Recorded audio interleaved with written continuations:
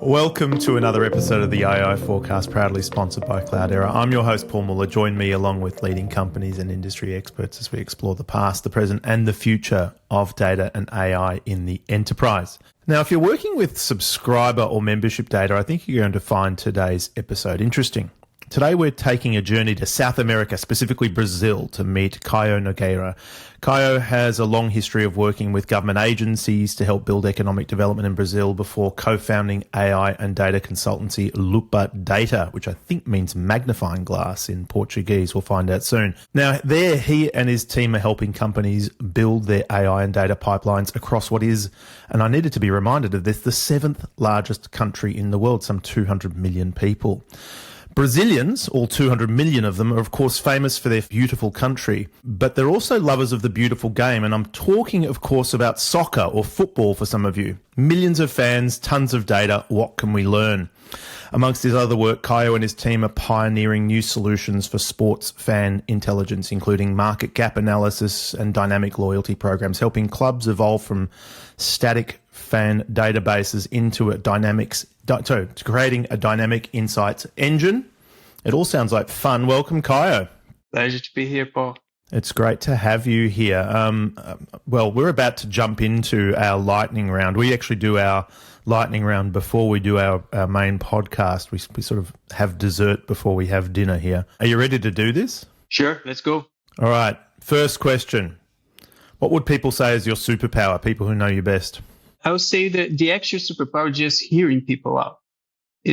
I know it's maybe a little bit simplistic, but it's something that we usually don't do quite often. We are here listening, but hear people out is kind of a bit more difficult since we've got to pay attention to what people are saying and trying to interact with them, trying to understand the idea that they're passing. So I would say basically hearing people out is what I would say my superpower. I've got a few people on my team who I wish would have that superpower. All right. Now, next one. We're on a technology podcast. You can go as far back in time as you want with this answer. What's the most impactful technology of all time, in your opinion? I could say the computer, but I do believe electricity comes before, and before that comes fire, right? So if you want to go first technology, most impactful, I would go for fire. I like that answer. That's a great answer. We talk about AI. We're going to talk about what AI can do for people's businesses and for their governments shortly. But let's talk about you. What would you like to see AI automate for you in your future? I know it's a bit far-fetched, and there's already been a lot of progress going on this direction, but automating mundane things, right now it's tax payment season. So, man, doing that, all those forms and everything, it's kind of takes a lot of time. It's already been a lot. The Brazilian government already done a lot of progress in this direction. Most of the forms come already filled up. In Brazil, the government already has some, if you allow to, has access to your bank account, and he can already fill most of it now. But there's still a lot of, if you have investments now, there's still a lot of checking to do, and the whole health departments it's already a few things included, but there's still a lot of checking. I think I know what you mean. Filling out forms, all the paperwork, yeah? Yeah. No, I love that. And also, I know it's mostly on my end here, because if I organize myself, I can do it, but also make monthly payments. So if it could be done without questioning and the right way, and then, but that would be great as well. But, it's mostly me just complaining. I think the big question is, would we trust OpenClaw to start doing our taxes for us? I think that's the big question. Yeah, I don't think it's quite there yet. Since money, it's a little bit, all right. So, but I don't want to go like, oh, you owe the government $25,000 just because someone put a zero in the wrong place. But I hope it's there sometime. I like it. That's a really great idea. I'd buy that product.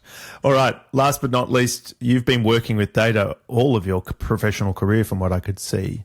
What are some of the best practices or tips or tricks that you've learned as somebody who works with data every day?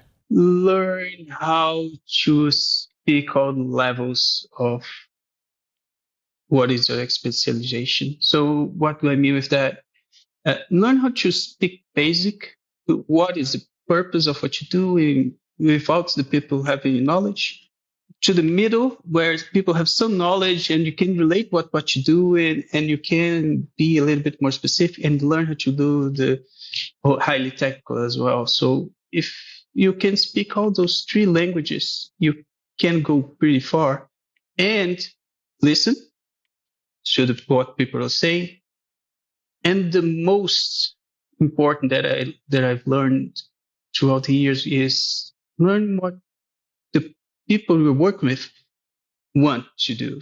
I know it's a little bit simplistic again, but we are basically technology geeks right here. So everybody here wants to know how fast something process, how intelligent some AI is. This algorithm can do all of this. But most of the time, that's not what the guy wants. The guy wants to maybe, don't know, pay his taxes, right? So you gotta understand and work around that, not technology itself. Work around the problem. I do agree. I've remarked on several occasions at various conferences that the industry's got a lot of confusing jargon, and it almost uses the jargon as a way of excluding other people. As if you can't speak the jargon, then you're not welcome in this club. And then the even more complicated is the names of all of the new standards and products. There's so many new ones appearing all the time, and they've got really strange names. And half the time, you're not sure if I don't know. People talk about them with a lot of confidence, and you're like, should I know this one? It's very confusing space. Especially in AI, something comes up every week in here. It's just what Open Cloud doesn't have even a few months going viral. It's just a little bit too much. It really is. And if you're a business person, it can be very intimidating, I think, talking to these people. If they don't speak your language, if they're not prepared, as you say, to simplify and speak clearly, I think there's a communication gap. I suppose, like you speaking Portuguese to me, I wouldn't understand what you were talking about. Come on. Just a little bit. Maybe obrigado. Hey. How are you? Well, speaking of which, I want to talk about that. One of the things I learned is that in Portuguese, there isn't actually AI. It's IA, isn't it? Yes, it's flipped out. Yes, it's artificial intelligence, inteligência artificial in Português. In Portuguese. Got it. So this wouldn't be the AI forecast. This would be the IA forecast. IA forecast, exactly. There you go. Okay. Well, we might need to change the name for our Brazilian listeners. Let's start with your story. It's a fascinating story. I'm curious to what led you to found Lupa Data and why you called it the magnifying glass company. What problem you were seeing in the market, and what I suppose becoming an entrepreneur is a big step. What gave you the confidence to take that risk? I started my career working direct to the public sector. My first job was to the Minister of Social Development. And I used basically a programmer for a social index. Mostly I worked with the Minister of Hunger. So mostly doing data processing, right? So a lot of data come to me and I work it out and I see how I can maximize the output over here. It's basically a makeshift big data center, right? After that, I started working in the Institute of Economic Research and Applied Economic Research. A lot of the same things, again, another makeshift system, and a lot of data being processed. But this time I was already working with research professors. All of the people working at the economic research, applied economic research, we call it here IPEA. It's an acronym. Our professors, our doctors working on some problem that they need to have some sort of justification for some program, or maybe identifying a problem in always relating to economical development, maybe in mobility, maybe in direct on finances. That's the problem working over there. And we always saw the same problem where this is always glued up. There isn't a process that is well done, that's end to end with thinking of the end use. I would not say directly the problem here because we are facing a lot of problems here, but the end use is a research institute. The use of them is basically giving information. There's not this process. We're just trying to get things done. When this is already, I was already thinking about giving, maybe open up a consultation system or something like that, so we can work things out. A friend of mine that worked in the Ministry of Social Development, which later became one of my associates, João, had a friend called Dan who worked for, I don't know, I think now it's 25 years in the technology departments, worked at IBM, Oracle, all those places. And he was making a team to create a company and to create an institution. No, that's not the correct word. Here comes the foreign language brain, an enterprise that we could provide services and tools to the public sector, directed to the public sector, where we had already we can figure out end to end the application of data directed to solutions. And we already had a customer in mind. It was a investigative place, was directed to investigating fraud in the private sector. Mm-hmm. I do not know directly the name in English right now, but it was for that. And we were making a tool directed to finding out those possible fraud systems. That's where it came from, investigation. That's why it came Lupa. It was a magnifying glass. We were thinking about a detective. So we're trying to find out who stole what from whom. And that's how Lupa the name at least came. Lupa had many iterations since then, but we always had the same core, trying to figure out a solution to a data-driven problem and be able to create it from end to end, all the way from the data origin to cleaning, processing, getting what you need, and then applying the data directly to your problem. Going through that journey, and I suppose seeing so many organizations grappling with their data pipelines, having that experience, not just the theory, but the messy reality of being inside these different organizations. What do you see organizations struggling with the most when it comes to their data pipeline? Are there patterns that you would say? I would say it's basic knowledge. I would not say basic. I would say they have basic knowledge, not advanced knowledge. One thing that we have in the public sector, at least in Brazil, and then if you pass this test, you can go in the work for that place. In the public sector, all of the jobs in the public sector are like this, right? So you pass a test and you are in. So we have a lot of generalized data, generalized knowledge inside the public sector. We have a few specialists. So everything is a little bit depends a lot of how much knowledge the person himself wants to get and develop and then implement inside that place to something be born from. So I would say a lot of lack of knowledge, because there is not a possibility. Let's say I am a specialist in data. I want to give you my services. They need to go to a whole process that usually takes 6 months to hire me for some consultation. So I would say it's a lot of lack of knowledge. I would say lack of knowledge. I would not say, as in the public sector, would we go for that, and there's a lot of hands going through those projects. They flips a lot. The person doesn't stay in the same project for long. years 1 to 2 years, and then someone else takes it. And then there's this is not just for public sector, everywhere. Nobody leaves documentation behind.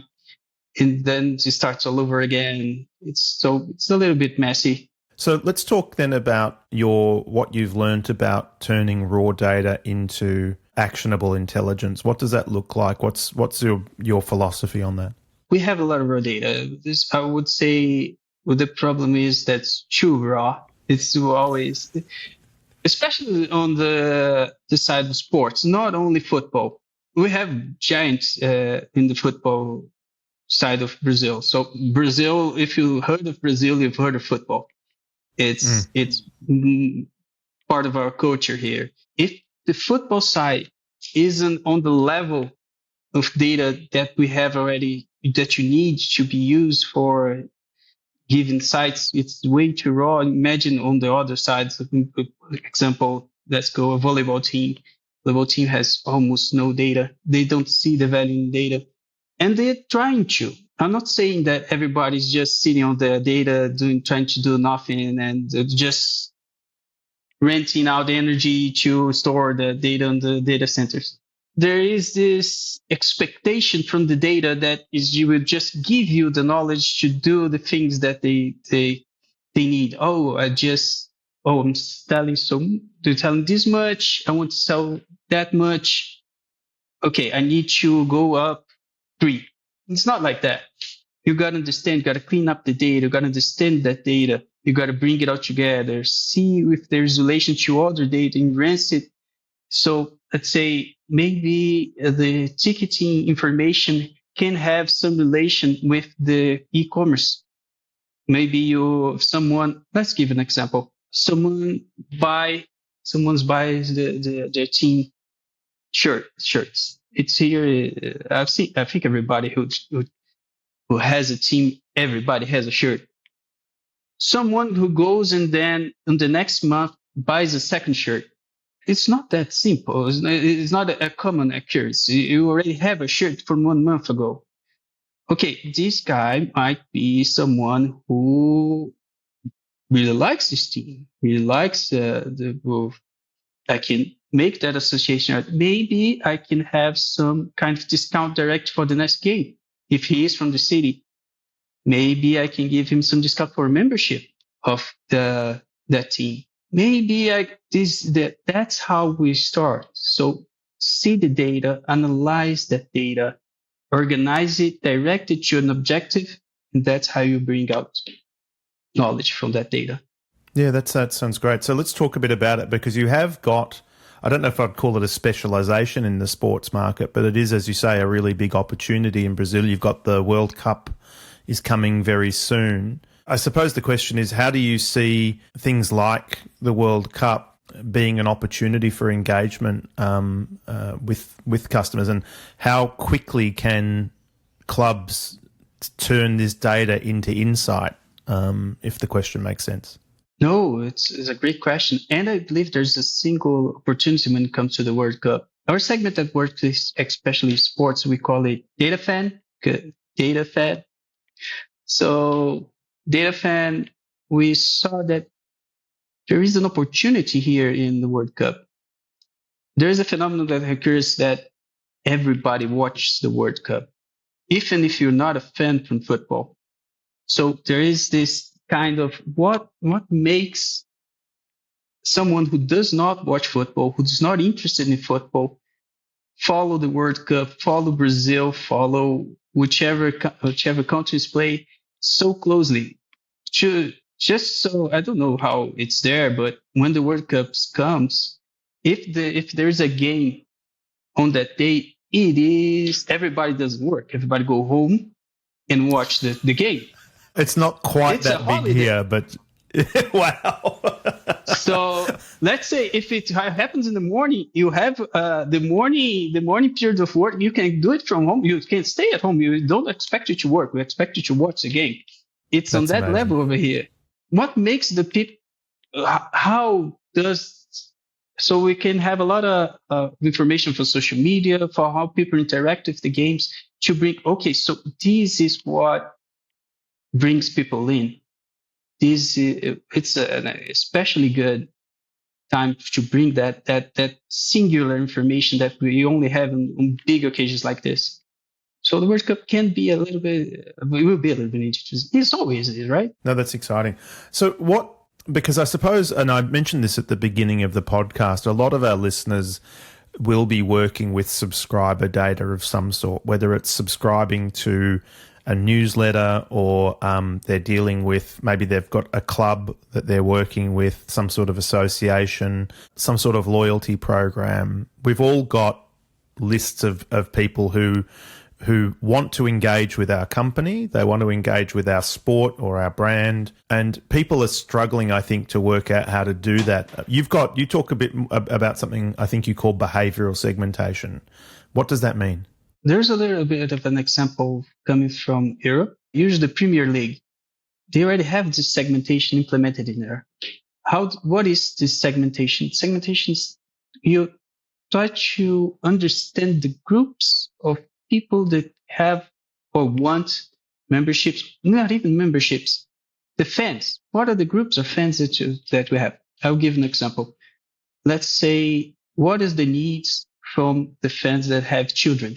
What do they want when they go to see a game? I want protection. I want a great environment where I can bring my kids and be with them. What does someone in a wheelchair have needs? There is also a representative in the Premier League for the wheelchair. I wouldn't say disabled.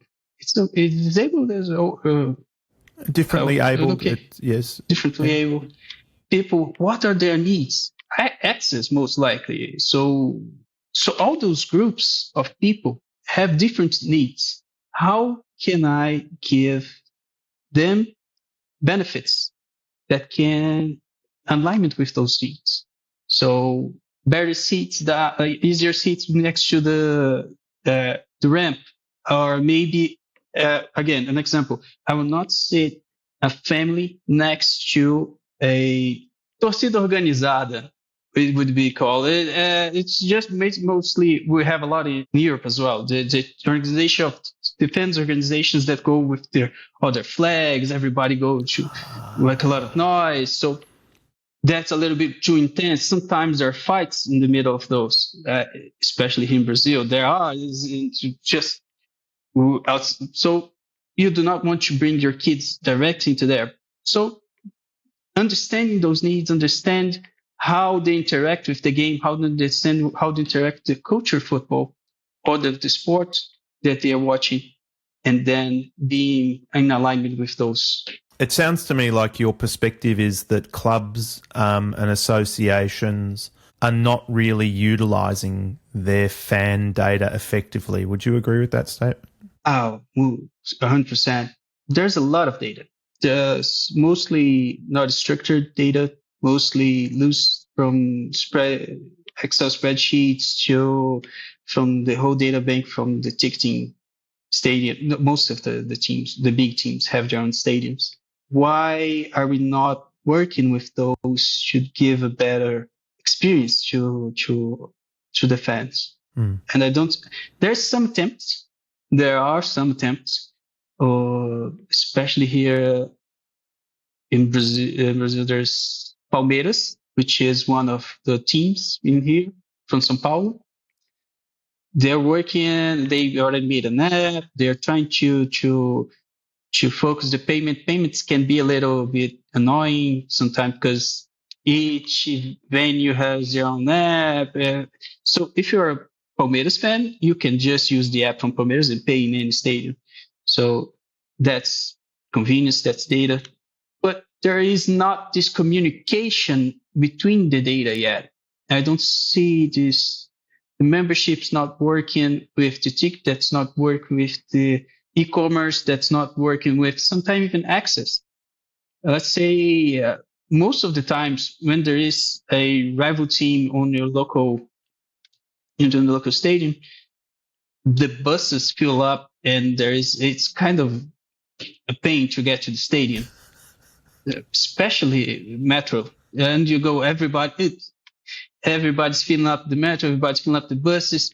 Well, why don't we organize with our city to go and say, oh, maybe from this time for that time, we can have a few more buses directed in the route for the stadium. That would be a lot of convenience. That would be even more aid to the experience of the fan. Well, I guess my question is going to be this, is that doesn't sound like a technology problem. That sounds like a problem of vision and a problem of collaboration. Would you agree with that statement? It's not like we don't have the technology. I would agree. Technology is the problem here is again it's not the as you said, it's not the technology. It's not we don't have the technology to work it out. We have it. We have it for quite some time. We just need a framework to make it happen, and a compromise to make it happen. Again, it comes to knowledge and application. It comes to understanding what is your data, how to transform that data to be usable and directed to the needs that you want. Right now, we have some loose data from this. We're working with teams right now to make it happen. Right now, we have a lot of loose data from e-commerce, some data from membership, or just from the membership. We do not have from the general public, which is something that I would think would be great to collect. We're doing how to collect that data. And then we have some from e-commerce. We were trying to clean that data up and organize it so we can apply directly to the needs of those segments that we were talking about. How can I segment this data? How can I recognize those people and then give them then the benefits that is aligned with their needs? So going back to my question about technology versus, I suppose I'll call it culture or collaboration, I think communication, compromise, I think there's a word you used. The people managing that fan data, I suppose my question going back to you talked about jargon and language and meeting the customer where the customer is. Yeah. Do we need to do more to educate the marketing people and the loyalty managers who are dealing with club data? Do we need to spend more time with them talking about the possibilities that are there in that data? Most definitely. I think that they see the possibilities. Because everything that I told here is not something out of the box, right? It's not anything complicated to imagine, but most of them don't know how to achieve that, or how can I, with who do I have to talk to so we can achieve that?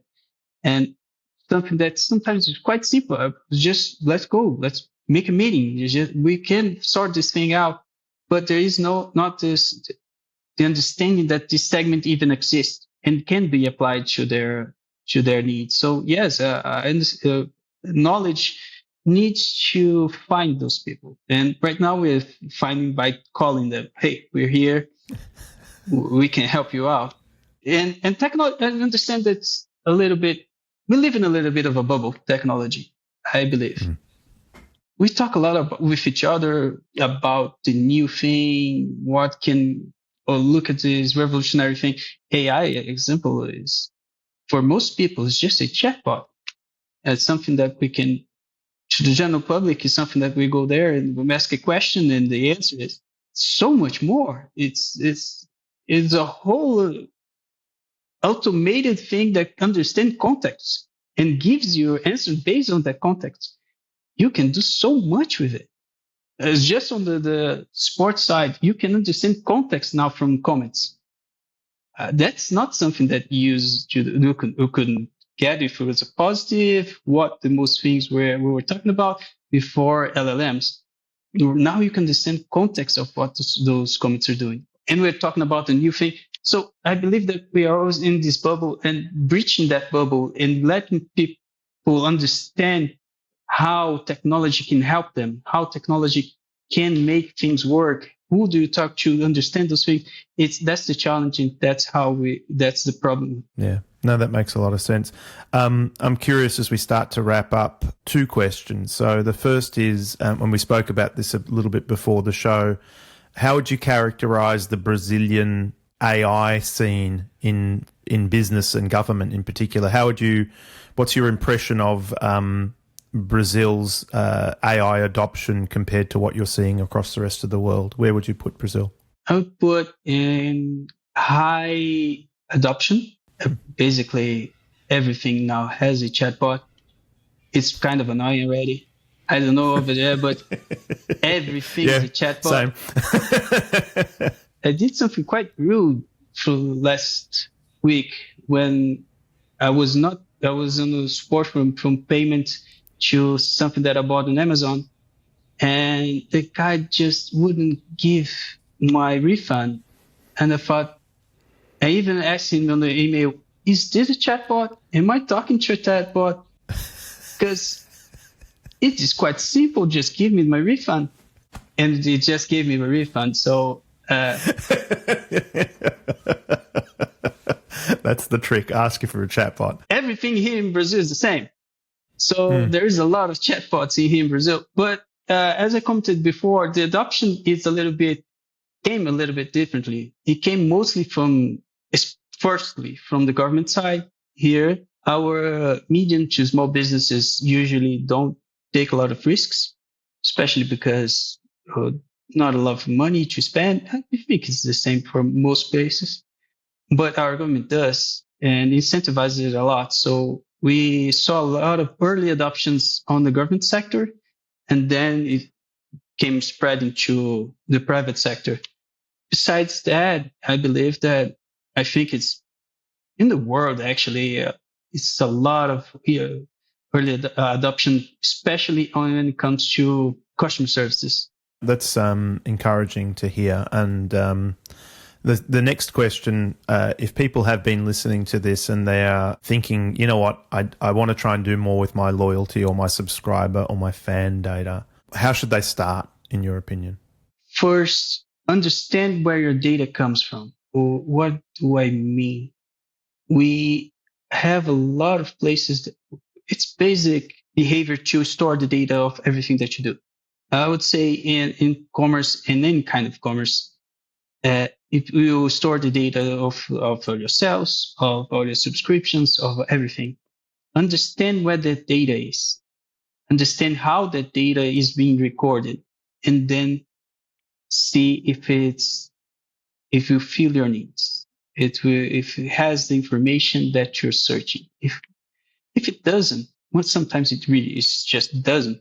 Understand the information that you need, and then try to organize it, and then you can take something out of that. Data alone will not give you the answers. You need to understand the data and work that data out. So when it comes to that, that's the main start, understanding your data, understand what it is and how you can get it. It's the same story all over the world. It's good to hear that we're all struggling with the same problems. It's not even new. No, but you know what, Caio, the problem I think we find on this show when we talk to a lot of people is, especially because expectations with AI, I think, are so high, they forget the basics. People forget, especially business people who are not technologists, they think that with bad data, with dirty data, that somehow AI will make a miracle happen. Yes, exactly. And that's not true. The basics haven't changed. And I believe the AI gave that push that everybody needed. So everybody wants to use AI for something. AI is an extremely buzzword, right? So AI is new. I need AI in my business. So how can I make that happen? So I will hire someone to implement in here. And then the guy comes there and say, well, where's the data? Oh, it's here. Oh, I can use this data. It's not, it's just a spreadsheet. It's just a spreadsheet. How can I use this? Just do. And then it comes out a really bad interaction, a reg that does not work with our AI model. And then we have those annoying chatbot that doesn't give you your refunds. So I love it. I think that this push that everybody needed to look back, organize the data. There's something very valuable here in AI. Let's make our homework so we can eat our candy. I like it. All right. Last but not least, if people are interested, where can they go to learn more? We have a site, lupadata.com. We have everything that we do over there, and we're renewing it again. It's good again. I love it. So everybody that wants to talk a little bit more, not only about sports, everything that, like I said, we do end-to-end solutions for any problem related to data, especially in data engineering, big data, and AI. So come have a chat. Let's see if I can hear you out, and maybe we can get out a solution from there. I love it. I actually have one more question just to upset all the rest of the Brazilians listening. Which football team are you following? Oh, okay. I'm from I cheer up more for São Paulo. It's my dad is Palmeiras. Palmeiras is a rival team, so it's a little bit weird in the house, but it's all good. Hey, St. Paul. I can get behind St. that. Paul, there you go. especially, dude, St. Paul right here. Perfect. Oh, I think we can agree on that. Well, thank you so much for joining us today, Caio. It's been absolutely fabulous having you here. Hey, Paul, it was my pleasure. Awesome. Well, great. That's a wrap, everyone. If you've got questions about today's episode, we'd love to hear from you. You know, you can always drop us a line in the comments section. We love to hear from you there. Or you can hit up Cloudera on LinkedIn using the handle @Cloudera. We've got a great array of guests coming up. We just continue to have a fabulous lineup of incredible guests. So if you have enjoyed today's episode and you think someone else might enjoy it, make sure to like, share it, of course, subscribe so that you don't miss a drop. Thanks again to the amazing folks at Cloudera for hosting another episode of the AI Forecast, or the IA Forecast if you're in Portugal or Brazil. And thanks again for tuning in. We'll see you all next week.